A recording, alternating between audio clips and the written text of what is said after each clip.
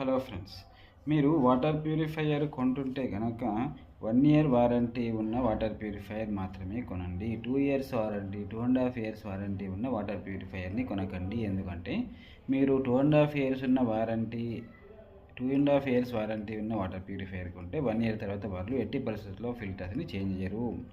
ఒకవేళ అవి వాటిలో వచ్చి వాటర్ ఫ్లో ఆగిపోతే, అంటే అవి చౌక్ అయితే మాత్రమే ఫిల్టర్స్ అనేవి చేంజ్ చేస్తారు. కానీ మీరు 1 ఇయర్ వారంటీ ఉన్న వాటర్ ప్యూరిఫైయర్ కొంటే 1 ఇయర్ కాగానే సార్ మీది 1 ఇయర్ వారంటీ అయిపోయింది, ఫిల్టర్స్ చేంజ్ చేసే టైం వచ్చింది అని కాల్ చేస్తారు. మరి ఫిల్టర్స్ డిఫరెంట్ ఉంటాయా అంటే మళ్ళీ ఫిల్టర్స్ సేమ్ ఉంటాయి. నేను కూడా అదే ట్రై చేశాను. నేను 1 ఇయర్ వారంటీనే తీసుకున్నాను.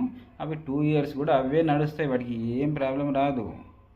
మీరు 15,000 పెట్టినా అవే ఫిల్టర్లు, 6,000 పెట్టినా 8,000 పెట్టినా అదే ఫిల్టర్. కాకపోతే బ్రాండెడ్లో మాత్రమే తీసుకోవాలి. లైక్ లీప్యూర్, ఆక్వాగార్డ్, వీగార్డ్, హ్యావెల్స్, ఇంకా బ్రాండెడ్వి మాత్రమే కొనుక్కోవాలి. ఆర్డినరీ కొనుక్కొని కూడా సేమ్ ఫిల్టర్స్ ఉంటాయన్న భ్రమలో ఉండకండి.